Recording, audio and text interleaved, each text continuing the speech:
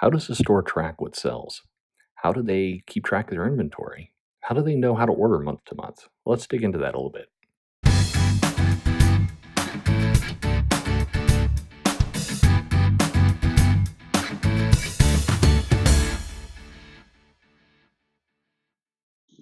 Hey, this is Perch.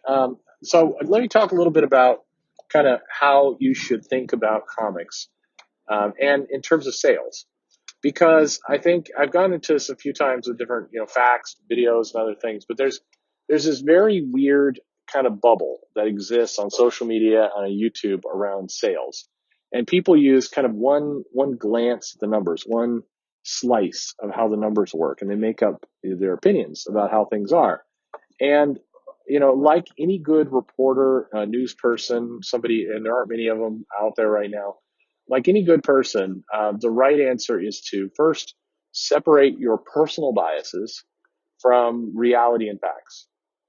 Understand that every single person comes into any situation with a bias, and that's not a bad thing. That's not inherently negative, because it is a fact of life that everyone has their own life experiences, their own history, their own things they've seen, and that creates a bias. Okay, so why people say bias is bad then? Well, bias is bad if you let the bias influence, change, modify, direct, take over your thinking, your direction. If you're a reporter and you're doing a story and you have a bias against Republicans or Trump, and so you're writing this story and you start inserting things about how you don't double check your sources, you just you hear you do a quote by Trump and you just say Trump lied when he said this. You inserted some things in based on your bias. And if you want a good example of this, head on over to CNN or MSNBC, or you want to see the opposite, head on over to Fox. You'll see bias kind of very front and center on display with news. It's very hard to get unbiased news. But with comics and how you should look at the numbers.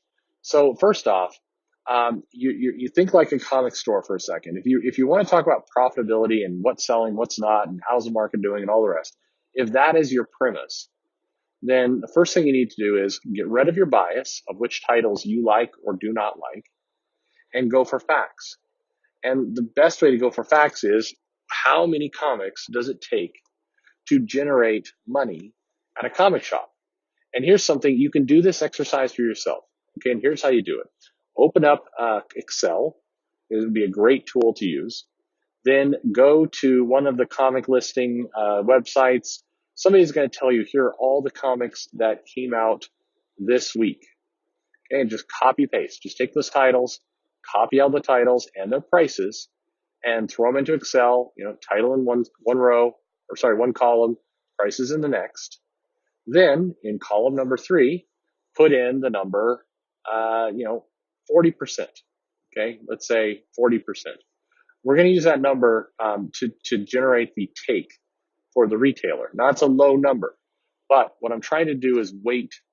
For this little exercise, you're trying to weight in things like the shipping and some of the cost of goods of putting the titles on the shelves, and just things that are sunk costs. So we're going to use the number 40%, which is low. The retailers get more than that, but use 40% for now. And then do a simple little math equation of, $3.99 times 40% equals what? Put that number in the cell, and now you have the retailer money, the take-home money for the retailer for this particular comic.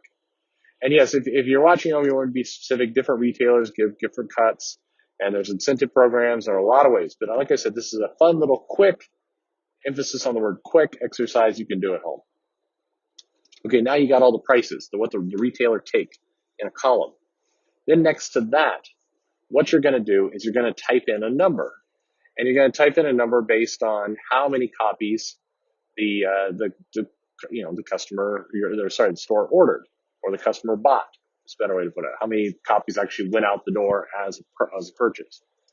So now in this cell, just put the number 1 in everything. Just 1 all the way down for every title. And then we're going to multiply the retailer take times the copy, 1, and we're going to put in that cell. What you'll see, because you're just validating, is you're seeing that price just looks like it's carrying over. Okay, now at the bottom of all the comics, do sum the column, sum all the money you're getting. That's the profit that you would get if you sold one copy of every comic that came out this week. That's the money you'd have to take home, pay your rent, pay your employees, pay your heat, pay your electricity, buy your porn, whatever you're doing. That's the money you'd have. So obviously you're going to sell more than one copy. So now just go in and do things like put in, 100 copies of War of the Realms, 50 copies for Batman, whatever you want to do. Just fill in some different numbers and watch how your total jumps. Watch how that take home changes. And if you want to, kind of be fancy, I'd just stick to, 10, 25, 50, 100, kind of those kind of numbers. And you can kind of estimate, okay, I would need to sell 100 copies of War of the Realms to equal this profit. And then you can kind of get a sense of what needs to sell inside a comic store with the new comics to actually, get you to break even or get you to a place where you're making some money. And keep in mind, not all these copies are going to sell. So why is that exercise helpful? Well, because you can see really quickly for yourself how many copies have to sell in order to make a difference. This will also let you know for many smaller stores why they don't bother even having comics in the shop that are going to sell less than 5 copies.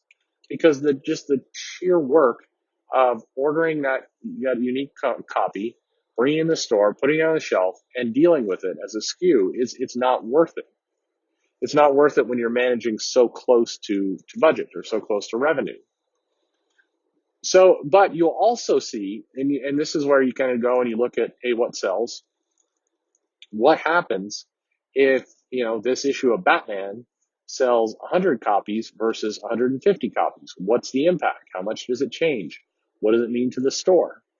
All this stuff is kind of the data that a lot of shops do normally. This is in some ways how they do their books. And, a more complicated but common view of this spreadsheet would be you have the title, you have the cut, you have the number, you have the price, and you have the how many came in the door versus how many went out the door. And smaller shops will, at times operate their business this way because they want to look at the sheet and they want to be able to say, aha, this title, I'm ordering 10 and consistently I'm selling 3. So I'm taking a loss on this title because I just now have it in the shop and I'm hoping there will be back issue sales. And generally you have, your new comics come in like this, and then you have another column or another row that is going to track your back issues and your merchandise and your T-shirts and your Funkos and whatever else. And there's different ways to manage all that. But I think this is an interesting way to look at the world, because if you think about kind of the mass of comics that you need to move out the door in order to get anything done, then this is a way to kind of give you some visibility into that. And I also think this is helpful if you're on YouTube or you're on Twitter and you're wanting to talk about falling sales and issues and all the you're wanting to talk about the business. You need to look at it from at least the perspective of the people who are selling the books, the people who are actually have these titles and trying to get them out the door. Unfortunately, a lot of people talk about, this is what I hear from the publisher, this is what I see on social media. Okay, I've got the whole picture. And it's why you have things like you get people who are saying, oh, Tom King's Batman run is imploding. It's a disaster. It's a free fall. It's terrible. And yet, if you go into any comic store, any of them, and you say, hey, what do you think of this horrible Tom King situation? They're going to look at you like you have a hole in your head, because Tom King is most likely, 7 out of 10, the number one writer that they have moving product out the door. So, and if you do the math like this, you see kind of how the numbers are coming in. You see why a lot of shops, they don't get involved in a lot of the drama and the angst and the attacks over people. They don't do that because they have a harder reality. They have a reality based on numbers. And there was a guy at one point, another Twitter user, and I'm posting up little pieces of the business. Here's where it's profitable. Here's where it's not. And I was arguing, like I tend to argue with a lot of people on the CG side.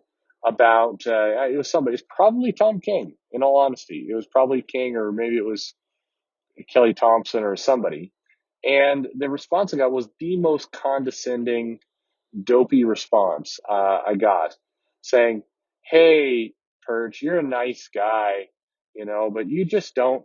You're a helpless victim here who has to get all of this horrible comic crap, and you one day you'll be able to actually hold your head up and look out into the world and not see just a field of despair.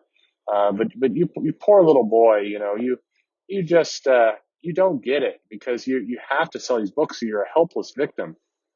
And I'm like, go screw yourself, pal. I mean, come on.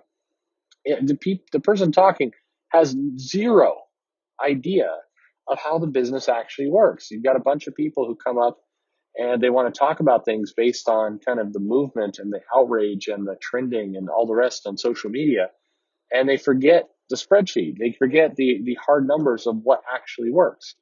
And you forget something else too. Nobody is trapped into running a comic store. If it's if it's terrible, and for some people it is, you have depressed owners and you have people who just their heart isn't in it anymore. They leave. They go open up a Subway franchise or any number of things. They go do that. The anger and frustration of shop owners is a whole different universe than what you see on social media. It is about marketing. It's about terrible distribution. It's about all of these other elements that are not sexy, outraged topics, but those are the problems. And if anything is killing the comic store, it's these basic retail fundamentals of, people are jacking the rent in areas where they shouldn't. The distribution is awful. You have your new comics come in, and your top seller doesn't show up because there was some screw up at the distributor, or stuff is ripped, or the publisher decides to reboot one of the major titles 9 months after they rebooted it the last time, and you get fans who are just had enough and they're frustrated and pissed, and so they won't order. Those are the day-to-day complexities and challenges, all based around the reality of this spreadsheet: money in, money out. And so, I think that's the perspective to at least try and get to try and align to, or try and understand. Like I said at the beginning, I have a bias. Everybody has a bias. And my bias causes me to look at the world this way. And I'm not saying this is the be all end all way to kind of look at comics and evaluate and rate comics. It's not. It's just one way, and it's the way that matters most to me based on where I am in the ecosystem. If I was a reader or fan, I didn't care about having to sell these comics. I would have a completely different view. Why not? A lot of customers come in and they'll say, I had one customer come in and say, "I love Moon Girl. It is my favorite comic." And they meant it, and I know they did because they buy it every month. And they say, but there's no hardcover collector edition. There's no merchandise. There's no store. Screw Marvel for not doing more with this character I love. And you know what? That's a fair perspective, completely fair perspective, because that's a customer, a reader, and the customer is right. The customer wants more things to consume and to buy. Nothing wrong with that. That's actually what you want. But if you're a retailer and you took that same view, you'd lose your store. You'd lose your money. You couldn't do that because Moon Girl is not the center of the universe in terms of sales. And you have to put the customers and what they want and what they buy and their actions, activities first. A lot of the outrage movements on Twitter, they started supposedly that way, to look out for the customers and to really go with what the customers want. That's how they began. And you know what? I'm in favor of that backbone to a movement. I think that makes sense. But then don't forget the customers. In the midst of all the outrage and the anger, don't then forget the customers. So anyway, let me know what you think. Let me know your comments. Is this helpful? Have you thought about looking at the world this way and looking at profitability and finances this way? It's interesting if you track this stuff. It changes your view of how sales work and what they mean, and what kind of impact and what kind of footprint that comic sales make to a store, how much money you can live on. It's an interesting way to look at the world. But leave me a comment. Let me know. Like, subscribe, notify, share with a friend. Thank you for listening.